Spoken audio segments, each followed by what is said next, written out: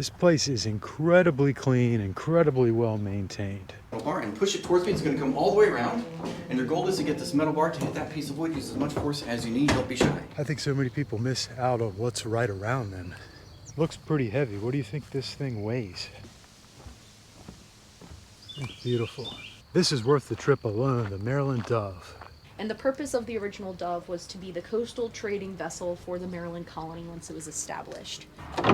Yeah, it's locked. I just like to get out and experience new things. And today we are in historic St. Mary's City in St. Mary's County, Maryland, which is the original capital of Maryland. There is an indoor exhibit as well as an outdoor exhibit, which we're going to check out now. Tickets required. It was $10 to get in. Well worth it because we want to keep these places running. There's also a nature trail here that's roughly 3 miles. I'm not sure if I'm going to have time to do that or not. I think we're just going to stick to the exhibits today, walk around, have a little fun. It is a beautiful day. Got a footbridge, no bicycles or motorized vehicles.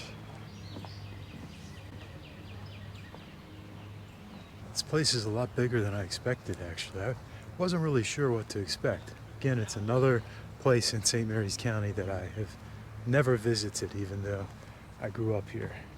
Got some employees over there that work the exhibits. Oh, it's gorgeous today. It is right around 70 degrees. Just perfect. This one's about the Calvert family and the founding of Maryland. And here's the family tree right here. Of course, there is a Calvert County, which is right across the Patuxent River from St. Mary's County, where I am now. Okay, Chapel Field. So we are here. There's the chapel right there.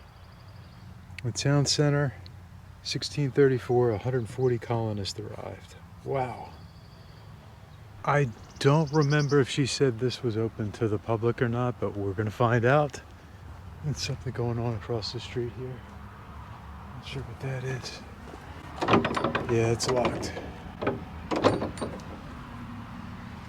We're also close to Point Lookout, which is a really cool place to visit in the spring and the summer in St. Mary's County. I did a video on Point Lookout last fall. I'll link that at the end of this video. Point Lookout, which is beautiful. Point Lookout is at the tip of St. Mary's County. It's where the Potomac River meets the Chesapeake Bay. This is just going to be a relaxing tour with me. I'm not an expert on history, Southern Maryland history. I mean, I appreciate history. I like history. I just like to get out and experience new things and walk around, enjoy the weather. That's what we're doing today. We're just chilling, just hanging out, appreciating the opportunity just to be away from civilization today, if you know what I mean. We will come back and do the nature trail on another day, because I'm excited to do that too. I hear that has really good views. This place is incredibly clean, incredibly well maintained. All right, tobacco prize.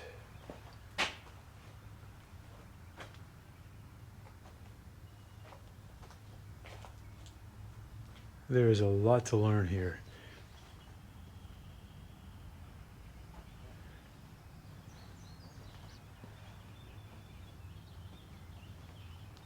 We've got a cannon. I mean, who doesn't love cannons? The iron cannon was found in the St.Marys River in 1824, put on display in 1934. I was gonna say, like, what on earth is this? Looks pretty heavy. What do you think this thing weighs? I know it's a Tuesday, but nobody is here, and this is an awesome place. I just spoke to some of the employees, and they said it's 800 acres. And they have exhibits here, they have events, a lot of things that are going on. This is a really, really cool museum. And we're right on the water here. Key Swamp Trail. Let's see, we can walk down here. A trail that runs along the water. You've got to love being on the water, man. You gotta love it. Yeah, there's plenty of benches. Everything's very flat. I mean, this is what I'm walking on. So anyone that has any mobility issues should not have much of a problem with this park. You know, when it comes to vlogging, there's a lot of pressure. There's so many people out there creating amazing content, beautiful camera work, beautiful cinematography. You know, they research everything, put together an incredible production. What I'm trying to say is there's a lot of pressure to always be your best and bring your best videos to YouTube. But also I think there's something interesting about a raw vlog that isn't professional, that gives you a feeling for what it's really like. You know, something that isn't perfect. I'm here now and I don't really know much about this area, even though I grew up here. But I wanted to show you guys what it's like to experience this with me. This place is another great example that you don't have to spend a lot of money to have fun. $10 for this museum with all of these beautiful exhibits, all the history here, the beautiful nature to take in, and it's only 10 bucks. You do not have to spend a lot of money to have fun. You don't have to go to exotic places. Not that it isn't fun, you know, going to exotic destinations. I'm just saying, I think so many people miss out on what's right around them. And they're always trying to compete on social media and, you know, go to wherever the popular places are. And they want to flex and be cool. Get past all that and there's just so much out there to enjoy. And you don't have to spend a lot of money. And you get to learn. You get to learn at the same time. Farming equipment. Look at this.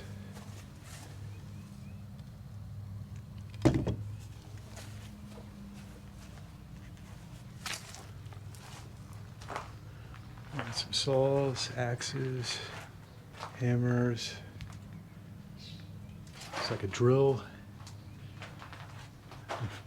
Cast iron. Is that a cast iron pan? Hand saws. I have a little garden.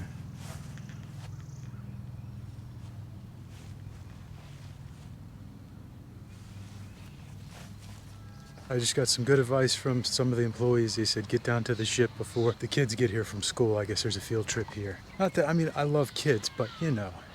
But you gotta have patience, and I don't always have patience. That's the truth. Margaret Brent Garden. Went to Margaret Brent Middle School. I'm actually surprised that we didn't come here for a field trip in elementary school. I went to White Marsh Elementary School, which it is far. Maybe that's why. We went to Sodderly Mansion a bunch of times, and we went to the Elms. But I don't ever remember coming here.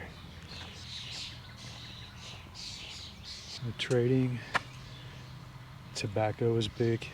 There's the Maryland Dove. That's the ship we're going to check out. 17th century. Small enough to trade easily in coastal waterways, but could also handle the rigor of an ocean crossing. All right, so we have some more buildings here. I believe there's a restroom over here. I've got another map. We are here. We're going to go check out the Maryland Dove, which I believe is this way. You must have a ticket. This really beautiful walkway.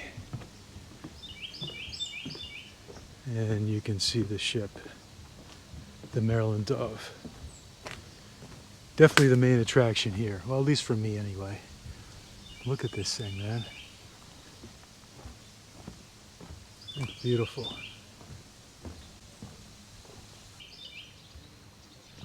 All right, got some signage. Welcome to the Maryland Dove. It was built in 2019 to represent the 1633 Dove, which makes sense. A boat that old made of wood, it would probably have to have been refinished, what, 50 times or something. Hi, how are we Hey, doing how are you? Have you been to our museum before? This is my first time here. Oh, well then welcome. My name's Hannah. I'm happy Hey, to give you Hannah. a tour of the ship. That would be great. You don't mind me filming, do you? Don't mind. It's okay. This is awesome. I'm really glad that I came out here. Yes, and we're happy to have you here today. It's a nice weather for it, too. Oh, it's perfect. 70s, sunny, not too hot. So this was recently finished? Yes, so this is our 2022 Maryland Dove. She'll be 3 years old on August 27th, but she is our best representation on what we believe the original Dove would have looked like back in 1634. I mean, it's incredible. It really looks amazing. Yeah, she's really neat. We're still in the process of doing some paint work on her this year. Because with her being almost 3 years old, we haven't really done any paint work yet. So we're in the process of doing that at the moment. But she is quite an interesting ship and sails pretty well as well. Oh, wow. This We is actually did awesome. multiple sails this weekend, so we're back at the dock today. But welcome aboard. Thank you. So, like I mentioned, she's only not even 3 years old yet, Uh-huh. but she is our best representation. And the reason why we say representation over replica is because we actually have no idea what the original dove looked like. Mm-hmm. The brief mention of her in documentation let us know the size, the amount of cargo she could carry, the amount of crew members she had aboard, classification of hull, and the purpose of the ship. Uh-huh. So, written down, they said that she was a 40-ton pinnace. To break that down means she is a 40-ton vessel, which can carry 40 tons worth of cargo. And the hull shape being classified as a pinnace means single deck, lightly built with a square stern. And the purpose of the original Dove was to be the coastal trading vessel for the Maryland colony once it was established. So theoretically, she was supposed to make trade as far north as Newfoundland and as far south as Barbados. But Wow. she only made one successful trade, and that was with the Massachusetts Bay Colony in Plymouth, and it was trading corn for salted cod and potentially beaver pelts as well. You would have fooled me. Not that I'm an expert by any means. I mean, I really know nothing about boats. I thought it was an older boat. Like, I didn't realize it was just recently refinished. So these are our down below spaces. This forward room here is our forecastle. Uh-huh. Typically would be your bosun's locker in the 17th century, so try to imagine it fully stuffed full of supplies that your bosun would need to fix anything that could go wrong or break, since your bosun's basically your local handyman aboard the ship. So that's what that space would be. And you wouldn't have a doorway leading into that space. You would actually enter through the hatch above, whether it be wooden steps nailed to the side of the wall or via rope ladder.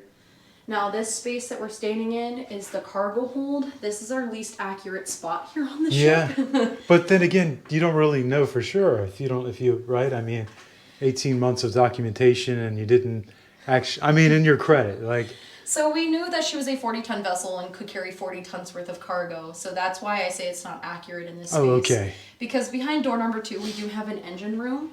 So we had to make space for the engine room Ah, itself, okay. for those engines that we have.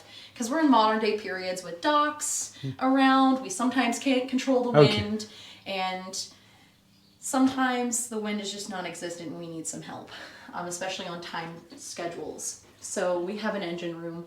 So typically this space would be fully empty. You would have cargo from the keelson and ceiling panels all the way to beam ahead. And that aft wall would be pushed back another 2 to 3 feet. Can I see the engine room or is By that? all means. Yeah. So that's our engine room. Oh, cool. So we have twin John Deere diesel engines, both 100 horsepower each, 4-cylinder. Okay. So, Yeah, I see them right here. Very cool. yeah. But nowadays, Tucked away really nice. indeed, us crew members do live aboard the ship when we're out on outreaches. Oh, wow. So that's why we have racks down below here, as well as water tank covers, because we do have water tanks for plumbing. So we have it a little bit more luxurious down here, because when we live aboard, we like a little bit of modernization. Hey, yeah. We'll head into the sleeping cabins. Just mind your head here. Okay. So these are our historical sleeping cabins. Master's cabin in the back. So the master of the ship, his name is Richard Orchard. He'd have that whole aft cabin to himself. While here in the great cabin is where your 6 operating sailors are sleeping. Pretty tight. Yes, but our bunks are deceptive. They can fit someone that is 6'5". But an average sailor in the 17th century was anywhere from 5'7" to 5'8". Oh, yeah. I'm 5'4", so when I sleep, because this is my bed technically when we're out sailing, I can roll around like a crazy person and be okay because I'm only 5'4". And how long again do you guys go out for? It depends. So sometimes it's a day long. Sometimes it could be several weeks. Like Very the longest cool. I've had to live aboard was 3 weeks. Very cool. They work pretty We've got the flag in here folded. Yes. Especially when we're out sailing nowadays, we can't have our historical flags up. We have to have our American flag and our Maryland flag. Could you actually get into trouble for that? Is that? So the flags that we're flying right now are actually obsolete. They're standard for our time frame that we represent here at the museum, which is 1633 to 1635.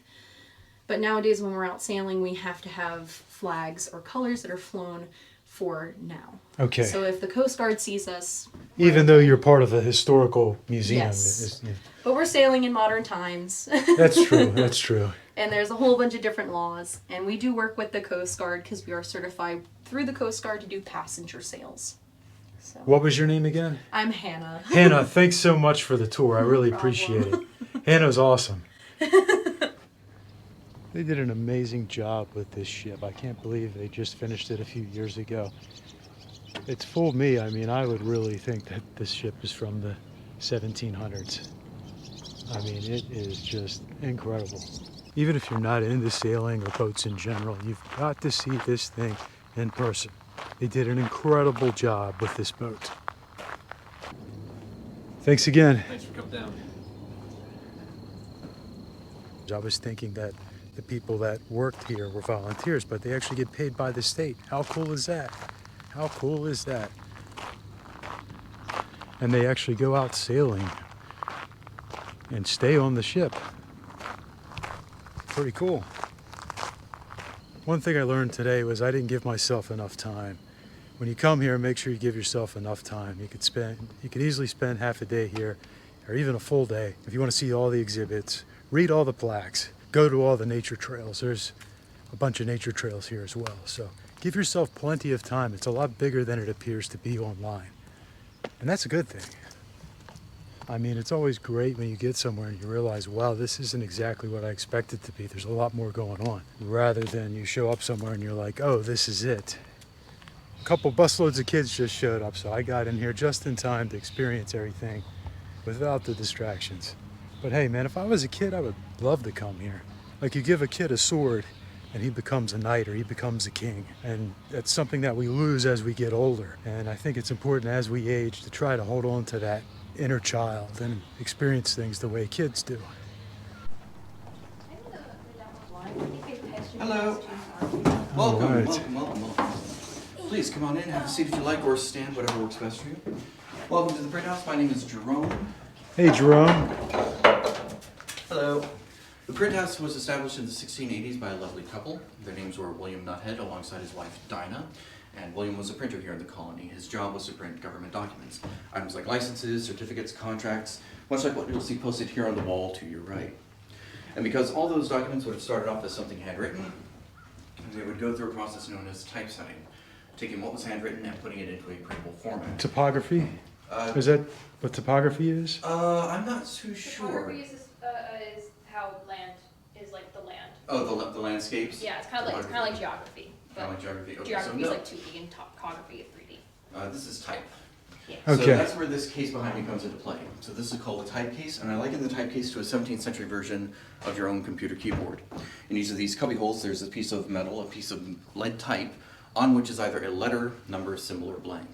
You can see from the handy chart that we have the layout of said typecase, and you'll note all the big, large capitalized letters are held in the uppercase, the small little letters in the lowercase, hence where we get our phrases for both uppercase letters and lowercase letters.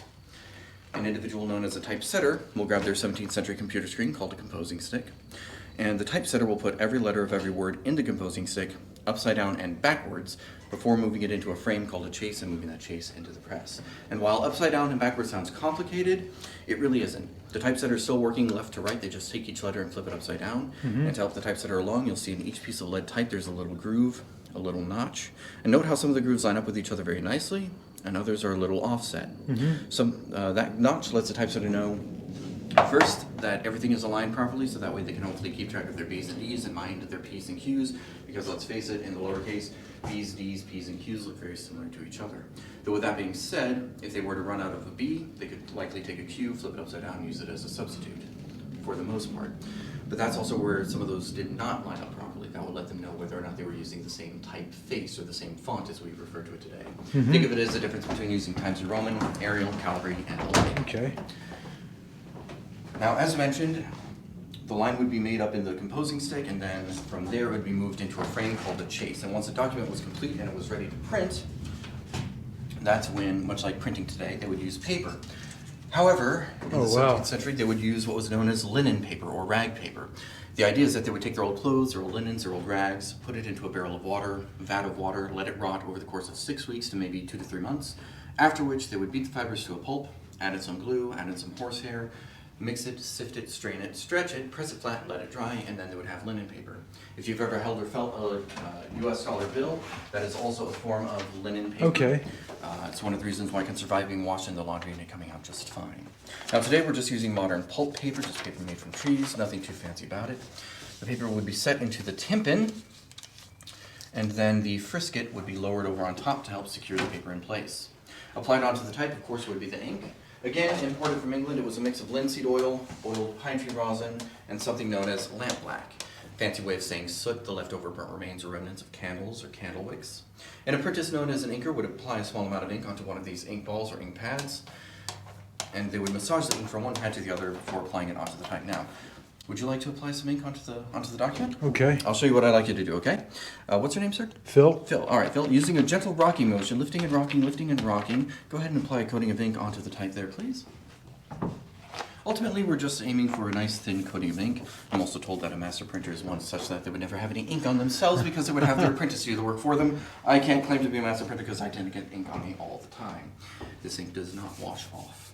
So we have the type inked, we have the paper set in place. We lower the paper, or the document, or lower the paper over the document. The document would be slid under a large flat wooden block called a platen, this right here, which in turn is attached to a screw mechanism, which is attached to this lever called the arm or the tail of the press. An apprentice known as a pusher or puller will move the arm from one side to the other, lowering the platen onto the frisket, onto the paper, onto the ink, and onto the type. Phil, would you please stand right over here and act as my pusher, please? So, go ahead and grab a hold of this metal bar and push it towards me. It's going to come all the way around.